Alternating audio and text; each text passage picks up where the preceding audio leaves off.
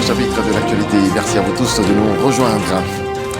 Après la phase du contentieux administratif dans le cadre de la révision de la liste électorale, place au contentieux juridique, une étape essentielle qui offre une voie de recours supplémentaire à tous ceux dont les réclamations n'ont pas été satisfaites. La CEI dresse un bilan du processus. Vous entendrez son porte-parole. Il sera question dans cette édition de la Terre. La journée mondiale s'est célébrée ce 22 avril et comme partout dans le monde, la Côte d'Ivoire se mobilise. L'ONG Greencast Africa mène la lagune à briller au cœur des préoccupations, une richesse à préserver. Et puis c'est une bien triste nouvelle qui nous parvient de la localité de Dabo. Un tragique accident s'est produit hier dans le village de Tia. Une pirogue transportant 16 enfants a chaviré dans la lagune. 12 d'entre eux, âgés de 8 à 13 ans, ont perdu la vie. Le ministre délégué au sport, Adjis Lasmej, était sur place. Bonsoir à tous. La CEI fait le point du processus électoral. La commission électorale indépendante rappelle qu'elle est à l'étape du contentieux juridique, ce dans le cadre de la révision de la liste électorale. Sidonie Davila. La phase du contentieux administratif achevée, place au contentieux juridique. Selon le point de la CEI, 11 415 réclamations ont été traitées dans la phase administrative. Malgré cela, des griefs des partis politiques demeurent contre l'institution. Le contentieux administratif est donc achevé. C'est ouverte déjà la phase du contentieux judiciaire qui court depuis l'affichage de la décision dans les CEL. Tous les réclamants n'ayant pas eu gain de cause et qui estiment être lésés par la décision de la CEI peuvent, dans les délais requis, saisir le président du tribunal dont relève la commission électorale locale où la réclamation a été déposée. Il convient de préciser que les initiatives volontairement médiatisées par certains partis politiques et ayant consisté au dépôt de requêtes au siège de la commission électorale, requêtes accompagnées de clés USB qui comporteraient de présumées irrégularités qui, pour l'essentiel, se réduisent à la présence de plus de 6 millions d'électeurs dont les mentions ne seraient pas complètes au regard de l'article 7 du Code électoral ont été jugées irrécevables, car ne correspondant pas à notre mode opératoire. Selon la CEI, aucun électeur ne peut être radié de la liste électorale en raison du non-respect de l'article 7 du Code électoral. Les causes de radiation de la liste électorale sont les suivantes. Le décès, le non-respect des conditions de nationalité, de la condition d'âge et la perte des droits civils et politiques. Le cas échéant, l'article 7 du Code électoral ne peut être invoqué que dans le cadre du contentieux de la rectification. À l'issue des phases administratives et juridiques du contentieux, toutes les décisions rendues seront prises en compte pour l'arrêt de la liste électorale définitive attendue pour la mi-juin. Par ailleurs, il est apparu que certains électeurs qui ont été déplacés vers de nouveaux lieux de vote sans aucune procédure. Il s'agit là d'une tentative de manipulation frauduleuse rapidement détectée par les services techniques de la Commission électorale indépendante. Le procureur de la République a été saisi afin de donner des suites judiciaires appropriées. La Commission centrale tient à rassurer les électeurs concernés qui seront réintégrés dans leurs lieux de vote initiaux. La Commission électorale voudrait rassurer le peuple de Côte d'Ivoire que le scrutin présidentiel se déroulera à la date prévue par la Constitution. La CEI tient à féliciter l'ensemble des partis politiques, des organisations de la société civile ainsi que la population pour le bon déroulement de la phase du contentieux. Et en bref, le tribunal de première instance d'Abidjan a ordonné aujourd'hui la radiation de Tidjane Thiam de la liste électorale. La juge estime qu'il n'était plus ivoirien au moment de son inscription sur la liste en 2022. On se rend à la Chambre haute du Parlement où un projet de loi a été ratifié. Il est relatif aux organisations de la société civile. C'est le ministre de l'Intérieur et de la Sécurité, Vagondo Diomandé, qui l'a présenté au sénateur Kader Sogodogo. Il est de retour devant le Sénat. Vagondo Diomandé, en sa qualité de ministre de l'Intérieur et de la Sécurité, est un habitué des lieux. Il y vient régulièrement en tant qu'émissaire du président de la République. Cette fois, il est porteur du projet de loi portant ratification de l'ordonnance numéro 2024-368 du 12 juin 2024 relative aux organisations de la société civile. Terrorisme, lutte contre le blanchiment de capitaux, armes en sont les axes majeurs. En fait, l'ancienne loi qui date de 1960 s'est avérée inadaptée aux nouvelles dispositions dans notre pays. C'est pourquoi le gouvernement a proposé une nouvelle loi sur la société civile. Cette loi-là, elle apporte des innovations en matière de lutte contre le terrorisme, en matière de classification des organisations de la société civile, toutes choses qui n'étaient pas prises en compte dans la loi de 1960. Évidemment, compte tenu des menaces du moment, cette nouvelle ordonnance prend en compte la lutte contre le blanchiment des capitaux, la prolifération des armes de destruction massive et protège l'environnement contre toute forme d'abus qui pourrait être suscité par toutes les sources de financement au profit des organisations de la société civile. C'est à l'unanimité que la Commission des affaires générales institutionnelles et des collectivités territoriales, avec à sa tête le sénateur Vali Sidibé, a adopté le projet de loi.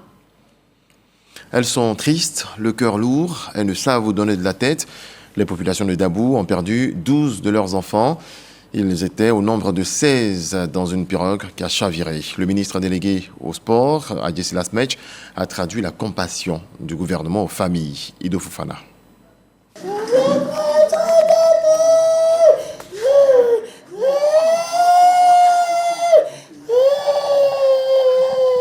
Le village de Tia, dans le département de Dabo, toujours sous le choc.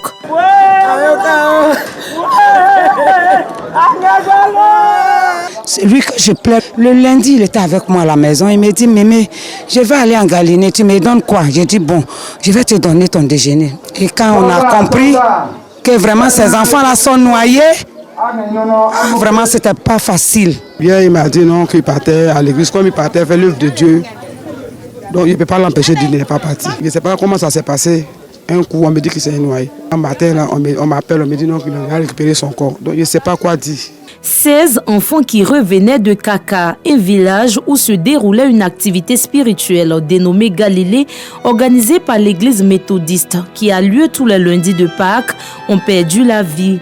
Ils étaient à bord d'une pirogue à moteur qui a chaviré dans la lagune hier lundi 21 avril, aux environs de 18h. 4 d'entre eux ont pu être sauvés. Les 12 portés disparus, dont l'âge varie entre 8 et 13 ans, ont été retrouvés ce mardi sans vie. Hier, on était au terrain en train de jouer au foot. C'est là on attendait des cris des femmes. Quand on est arrivé, en même temps, on a poussé des pirogues pour aller à leur secours. On a pu sauver 5 personnes. Ce matin, nous avons plongé. Et par la grâce de Dieu, on a pu voir les corps. Quand on est arrivé avec les corps, les crabes ont bouffé des parties. Ce drame qui plonge le village dans la consternation n'est pas le premier du genre dans cette localité. En 2020, une situation similaire s'était produite, faisant 4 morts. Selon la chefferie, les circonstances de ce nouvel accident restent encore à éclaircir. Toutefois, elle évoque une surcharge de la pirogue. Le piroguier m'a dit, depuis hier, c'est avec 8 enfants que lui, il a démarré le moteur, sa pirogue. Malheureusement, il y a eu d'autres enfants qui sont venus s'agripper. Et c'est ça qui a causé ce naufrage-là. Aux côtés des familles éplorées, le ministre délégué des Sports, cadre de la région des Grands Ponts et les responsables de l'église méthodiste unie de Côte d'Ivoire. Le président de la République, informé de ce drame, a instruit M. le Premier ministre, chef du gouvernement, à l'effet de nous mettre en route pour venir vers la population, pour leur exprimer sa proximité, sa solidarité. Et nous sommes venus ici hier déjà, jusque très tard, nous sommes rentrés à Abidjan vers 2h du matin. Tout sera mis en œuvre pour apporter un appui aux familles endeuillées, ainsi que la prise en charge psychologique des 4 rescapés, ainsi que de tous ceux qui ont vécu ce traumatisme. C'est des sentiments de tristesse, parce que nous sortons d'une fête, d'un moment vraiment d'écoute, un moment de réflexion, un moment de méditation. Juste après la résurrection, pour nous, méthodistes, il faut aller en Galilée. Et c'était un moment vraiment d'agapé où tous les fidèles chrétiens méthodistes se retrouvent. Et on apprend le soir qu'il y a eu ce drame. Nous sommes peinés, nous sommes touchés. Donc nous sommes venus aujourd'hui présenter un peu toute la compassion de toute l'Église, de toute la conférence, de tous les fidèles méthodistes au village de Tia et aux familles vraiment éplorées. En attendant que toute la lumière soit faite sur ce drame, les 12 enfants seront inhumés ce samedi 26 avril au cimetière du village. L'actualité, c'est aussi la journée mondiale de la Terre qui est célébrée ce 22 avril. Et comme partout dans le monde, la Côte d'Ivoire se mobilise. L'ONG Greencast Africa met la lagune ébriée au cœur des préoccupations. Une richesse à préserver, la lagune ébriée. Ismaël Evradeo, Khalil Diomandé. D'une superficie de 565 km², la lagune ébriée est confrontée à un défi d'assainissement. Eau usée et déchets plastiques entachent la beauté de ses rives. Mais au-delà de l'aspect esthétique qui se dégrade, il faut aussi compter la nuisance olfactive.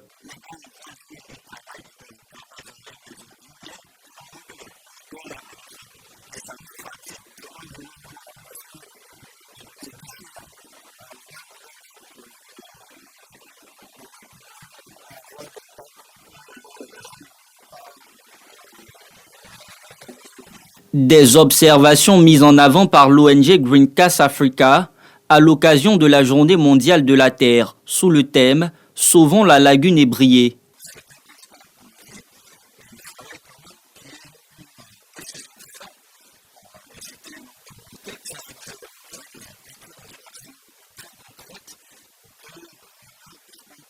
L'initiative bénéficie du soutien du ministère de l'Environnement, du Développement durable et celui de l'hydraulique, de l'assainissement et de la salubrité.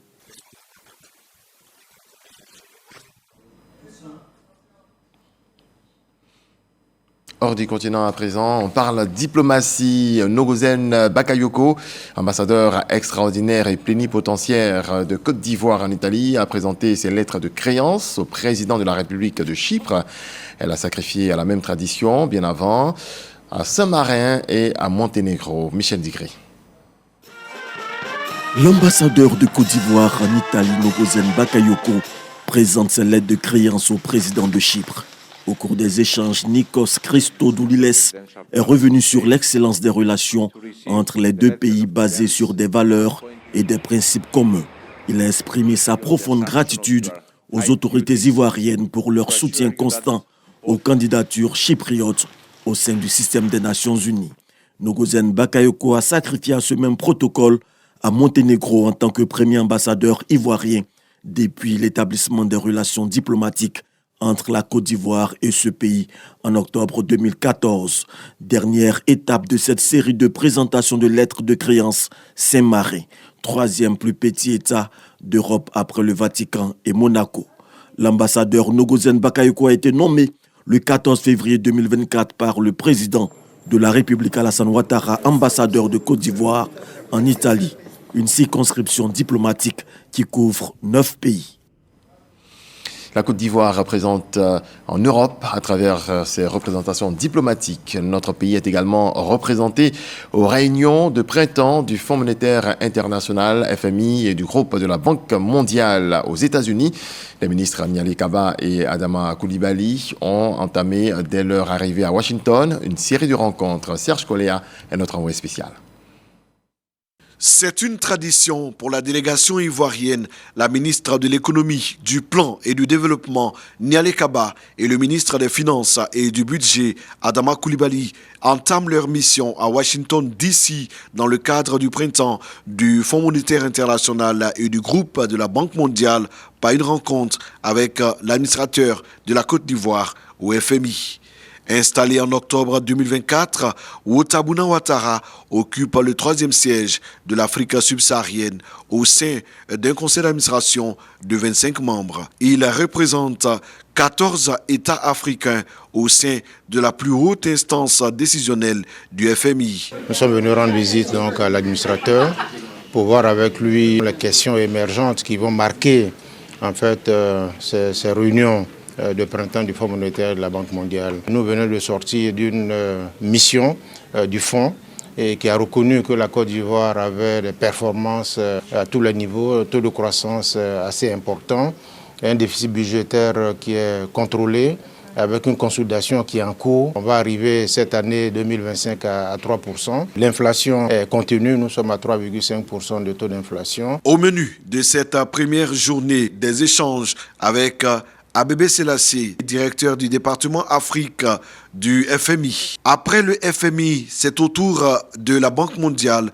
Le vice-président de la région Afrique de l'Ouest et du Centre, Ousmane Diagana, entouré de ses principaux collaborateurs, fait le point de la coopération avec la Côte d'Ivoire. Cette rencontre a été l'occasion de saluer la qualité du partenariat entre la Banque mondiale et la Côte d'Ivoire. On a un portefeuille de plus de 5 milliards de dollars. C'est le deuxième portefeuille au niveau de la région de l'Afrique de l'Ouest et du Centre après le Nigeria.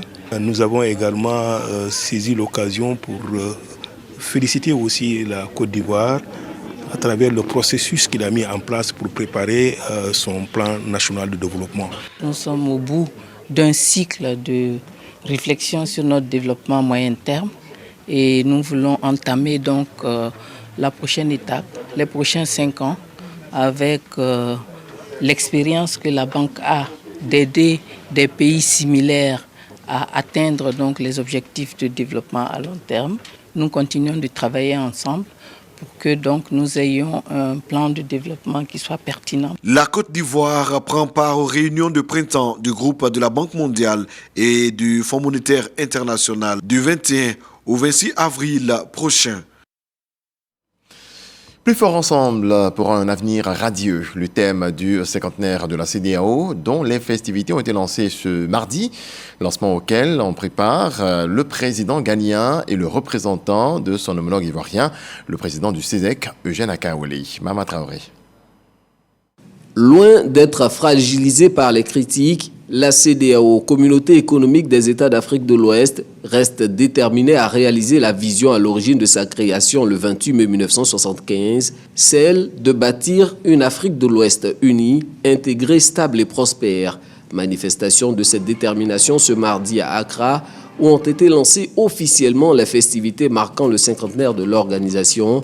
Cérémonie haut en couleur, placée sous l'égide du président ghanéen John Dramani Mahama. Eugène Akaole représente le président de la République de Côte d'Ivoire à cette occasion. C'est le lieu de présenter le logo de cette célébration et ce qu'il symbolise. Ce jubilé d'or de la CEDEAO sera célébré tout le long de l'année 2025 dans chaque État membre sous le thème « Plus fort ensemble pour un avenir radieux ». Aux esprits encore sceptiques sur la nécessité de ces festivités, le président de la commission de la CEDEAO leur oppose le bilan et les progrès accomplis en 50 années d'existence. La CEDEAO a adopté un protocole de libre circulation qui donne à chaque citoyen de la CEDEAO le droit de circuler librement, le droit de résider et de s'établir dans la région. Ces libertés font de la communauté de la CEDEAO l'espace économique régional le plus intégré sur le continent. L'œuvre de la CEDEAO, c'est aussi la prévention, la médiation et la résolution des crises militaro-politiques, un engagement que l'invite à poursuivre le président ghanéen. Il faut que ce cinquantenaire soit un tournant fort pour la diplomatie en Afrique de l'Ouest. Investissons davantage dans les systèmes d'alerte précoce, dans les capacités de médiation, dans les jeunes et les femmes. À ce moment où nous portons le regard sur les 50 années à venir, laissez que l'unité et la solidarité nous guider, laissons cela être notre boussole dans la manière dont nous gérons la diversité et comment nous bâtissons notre prospérité ensemble. Pour sa part, Eugène Akaouele réitère l'engagement du président Alassane Ouattara et de la Côte d'Ivoire en faveur d'une organisation sous-régionale encore plus forte dans les années à venir. Nous retenons que l'avenir de la CEDEAO préoccupe les principaux chefs d'État et qu'avec la célébration donc, de ces 50 ans, de nouvelles idées telles que ça a été développé par le président du pays hôte se développent pour que les efforts soient faits afin que la communauté demeure toujours soudée dans son intégration. La réflexion sera au cœur de ce jubilé d'or de la CEDEAO. Il faut notamment plancher sur les défis qui jonchent le chemin d'un avenir radieux, défis nommés paix, sécurité et faible niveau des échanges commerciaux intracommunautaires, estimés à seulement 12%. Allez, jetons maintenant un regard sur le SIAM, Salon international de l'agriculture du Maroc. La délégation ivoirienne conduite par le ministre d'État, ministre de l'Agriculture. Les travaux vont s'articuler autour du thème « Agriculture et monde rural, l'eau au cœur du développement durable ». Dangui, Adama Sangari.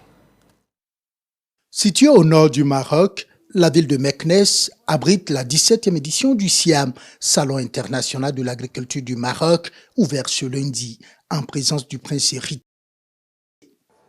Les fruits de la rencontre de l'eau, de la terre et du travail de l'homme exposés dans tous leurs états.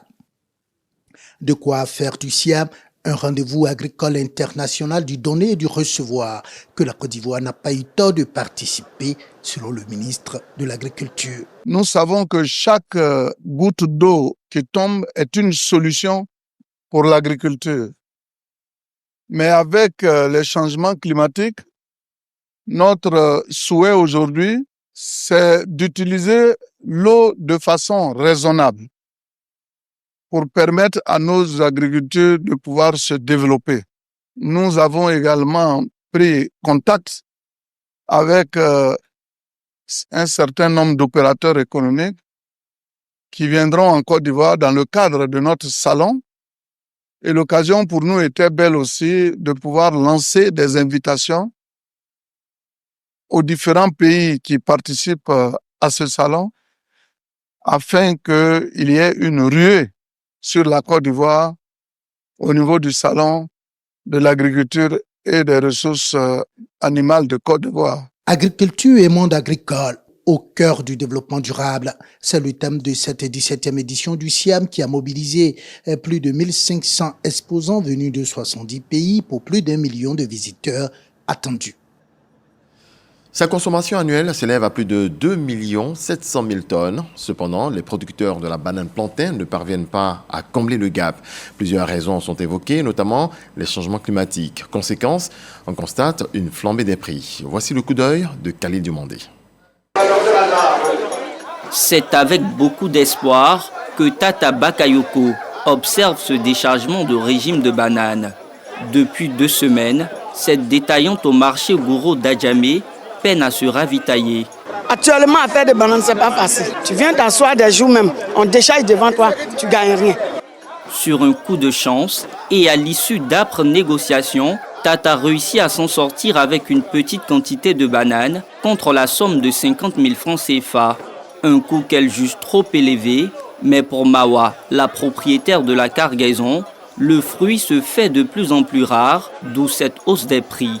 On peut taper des semaines sans avoir banane. Pour avoir un seul camion, c'est le problème. C'est la raison pour laquelle nous devons vendre ça cher pour pouvoir gagner un peu. Et c'est malheureusement les consommateurs finaux qui en paieront le loup tribut. Tata, comme de nombreuses détaillantes, font à leur tour grimper les prix. Il est devenu difficile pour Désiré, de concocter régulièrement son foutou banane.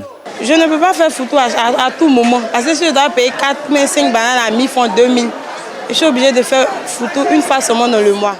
En Côte d'Ivoire, la production annuelle de bananes s'élève à 2 millions de tonnes pour un besoin de 2 700 000 tonnes, avec une pénurie à certaines périodes de l'année. Des enseignants-chercheurs et producteurs ouvrent donc la réflexion sur la problématique à l'occasion d'un colloque international. Pendant 4 mois de l'année, 4 à 5 mois, on a une grosse production qui est liée à la suite de la période de pluie.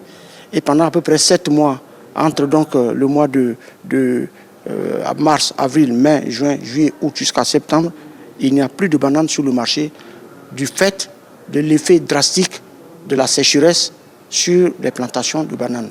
La banane plantée ne peut pas se conserver au-delà de plus de 2 semaines.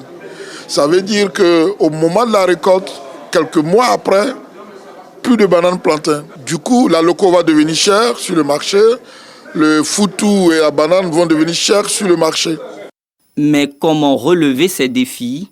À ce colloque, quelques solutions ont été trouvées. Donc des travaux de recherche ont été faits et donc des nouvelles variétés qu'on appelle les pita ou les fia ont été mis au point, qui sont plutôt résistants à la sécheresse, qui sont résistants aux maladies et qui ont donc des productions à l'hectare très élevées, qui vont jusqu'à 35 tonnes l'hectare. En période de pluie, il y a de l'eau qui va partout.